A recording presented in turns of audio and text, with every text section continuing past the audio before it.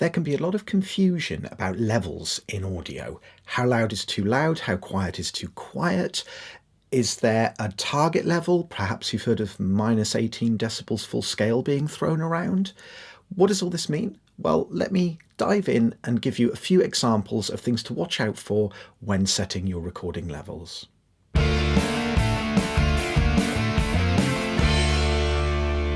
So let's get straight in to covering levels in digital audio. So first of all, what I have is a guitar here, which I'm going to be just using to demo this stuff. Next door, I have in my recording booth, my amplifier and my guitar setup. Just to let you know how this is routed, I have a DI, which I'm plugging my guitar into my interface first, and then I'm sending that through into my booth, which has a reamp box, which then I take a jack cable out and plug it into my guitar amplifier. And that's just a simple way of plugging my guitar into my amplifier without having to run lots of instrument cables into my recording booth. So it's just a convenience thing. The channel we're focusing on is this guitar channel here. So first of all, let me just set the gain to 0. And you can see here, this is where the gain is. So let me just play a little bit and we'll see what level we have coming in when there's nothing set up at all.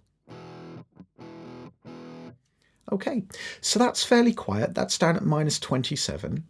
Now, interestingly, if you did actually record at that level, that would actually be fine in a digital audio system. Now, the reason is I'm recording at 24-bit, and definitely you should be too. Recording at 16-bit limits your dynamic range, which brings the noise floor up, and that is around, it's something like 96 decibels of dynamic range. So you can imagine that the noise floor could get up to your signal a little bit faster. 24-bit is actually way down at about 146 decibels of dynamic range. It's way down there. So even recording at something like -30 decibels isn't going to actually impact you in terms of noise floor in any real way. However, there are some sorts of nice aims, things that certainly a lot of professionals would be used to recording level wise, and also to make sure that you don't clip the digital converter. So I'm going to turn my preamp up just to a level that is about comfortable for recording.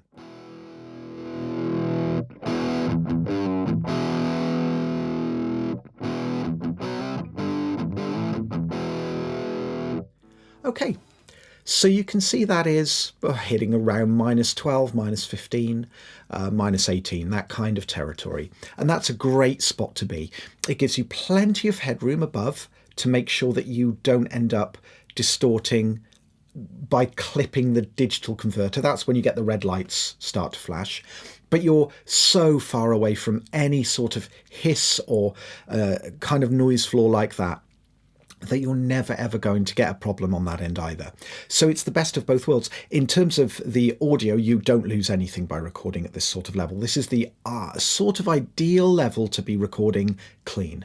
The thing is, the range is quite big, so we could have it less.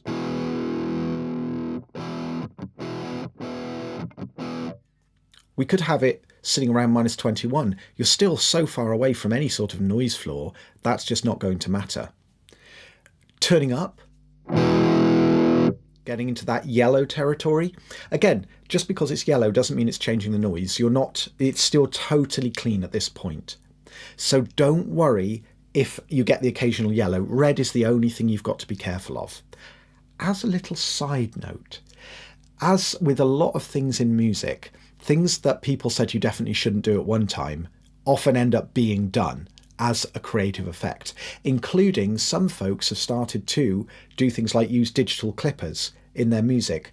However, it should be a choice and not a risky accident that then suddenly you have distorted using the digital converters and you don't like the sound. So be conservative with your levels. Sit around -18, -15, and that is perfect for clean gain. So the next topic, however, is analog modelled plugins. Now, that's a little bit of a different story because when you have, let's say I choose an 1176 by Universal Audio. The 1176 responds differently to levels depending on how hot you actually, or how loud you bring the level into the plugin. And this is where the level situation matters a bit more. It's not just about avoiding clipping, it's about understanding that there is an ideal operating level for these plugins. Now, in the manual, you'll discover that says on a lot of them, minus 18 decibels full scale. And in some cases, it will say minus 12 decibels full scale. And that just depends on how they have calibrated the plugin. So let's just explain very quickly what this means. When these analog devices were made, and to be honest, most analog boxes that are made, even if they're very modern, they are thinking of 0 decibels VU. If you think of the VU meters, VU is an average, it's an RMS level. So when it's peaking at 0, when you're kind of bouncing around that 0 point, that is the ideal operating level range for these sorts of processors. It's where the manufacturers have made them to operate in the most linear way. So when you run a signal into one of these, 0 decibels VU is roughly equal to minus 18 decibels full scale average. Okay, so that means when you record, if you want a very standard signal to be hitting into, say, an 1176 plugin, analog modeled plugin like this, you need to make sure that your level is ticking somewhere around minus 18. And I don't mean peaks, I do mean a rough average level. Now, the challenge is in a DAW like this. This is a peak meter. So what it's showing you, the top range that it shows you, let me just play the guitar so we can actually get an example here. That little green line there, the little one that holds for a second, that is a peak meter.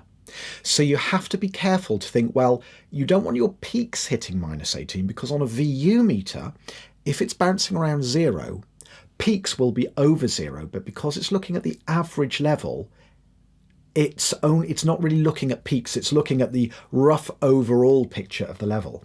So you have to think about that when you're setting your level. That means peaks around minus 12, around minus 9 are probably still about the right operating temperature or operating level for an 1176. Now this varies depending on the kind of source you've got.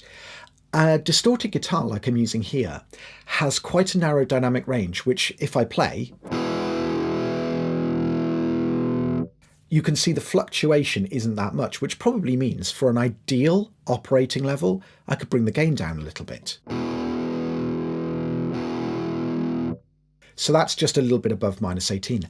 This is a fairly wide target. Minus 15 is fine, minus 18 is fine, minus 20 is fine, minus 22 is fine. You know, it's really quite wide, that range of linear operation. However, this does not mean that you have to stick to it. It's not a golden rule. If you drive more level into the compressor than its ideal operating level, it just changes the tone. It might give you a little bit more of an exciting signal.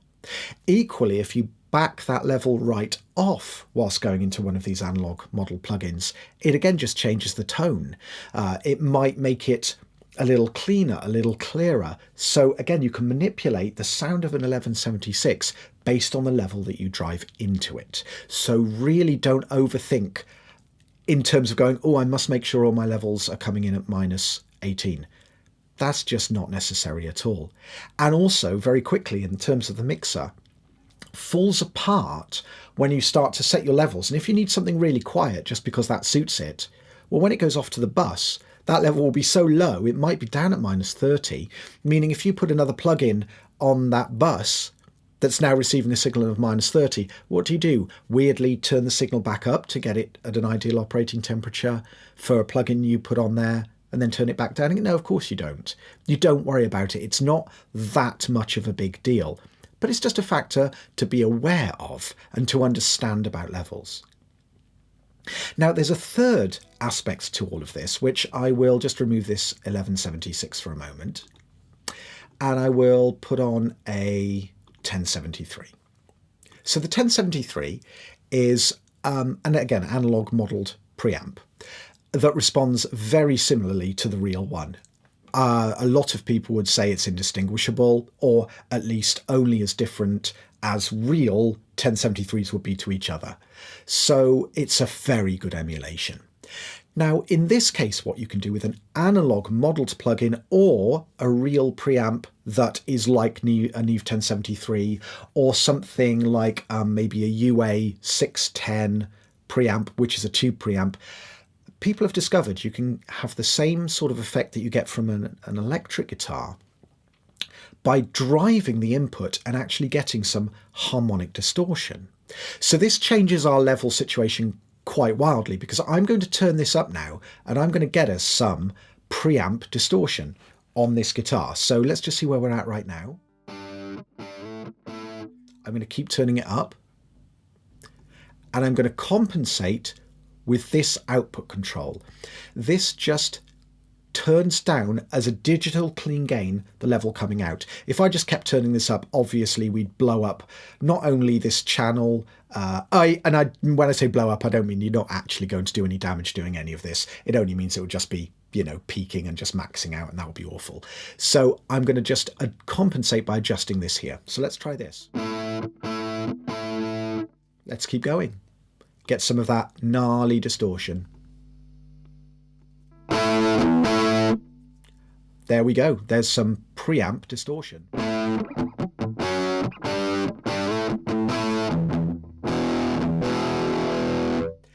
Probably not the right kind of sound for this guitar plugged into that amplifier with that mic on it, but you can see that now you're able to shape your tone using drive on your preamp. So now that we're talking about levels coming in, actually driving the input and adjusting the output down can be really interesting sounds. It can be great for lead.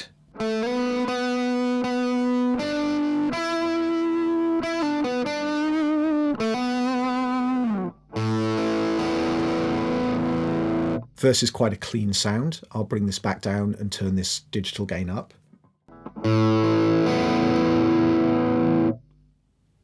And again.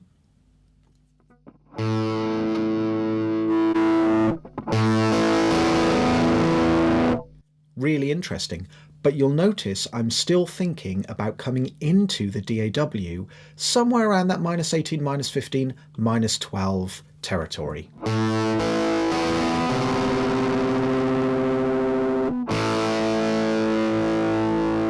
You can get some really interesting sounds by doing that. That covers the three main topics of level in your DAW. First of all is the clean gain. Turn it up somewhere around -18, -15, -12. That gives you plenty of headroom. Don't be too hung up on it. A little bit lower, a little bit higher, doesn't matter so long as the red light doesn't turn on. Secondly, running your level into analog modeled plugins, or if you are using outboard gear, the level you send the outboard gear will make a difference to the tone. They have linear operating ranges, and you can go outside of that, creatively speaking. Many have, many don't even care about how hot that signal's coming in. They'll just, you know, turn it down if they don't like the sound of it. Again, don't get hung up on it. There's nothing inherently critical about hitting that -18 decibels full scale level. It's just a great guide. It's just a great place to start. And then finally, on the turning up the gain on either a real analog preamp or a analog modeled plugin like this can give you great, amazing, distorted effects that if you use it within a range where you can't really hear the distortion, but it's just before the distortion, that's amazing, because that can give you a sense of compression, a sense of size, a sense of excitement without really distorting it. So that's a great thing to do as well. But again, come into your DAW at a sensible level. All of this means that when you come to mix, your levels are at a place where, when they all add up together and get to your main mix bus, the mix bus doesn't shoot into the red, because that is often what happens when you record too hot. So that's the reason we do it, just to make sure that we have that headroom so we can add everything that we need to add, and it will still be hitting around maybe -10, -5 decibels full scale on our master bus when we get to mixing. So I hope that has been interesting and helpful if you've been struggling with levels. I think it's a topic that can often be misunderstood. I've seen a lot of people worry about this minus 18 decibels full scale thing. It's something to vaguely consider, but don't get hung up on it. It's not critical to making better sounding mixes. It's just something to be aware of. Let me know if you've ever tried overdriving a preamp. Do you like doing it, or do you find that the distortion that you get out of those things doesn't really suit anything you've ever done? I'd love to hear about it. Thank you so much for watching, and I will catch up with you on a video very soon.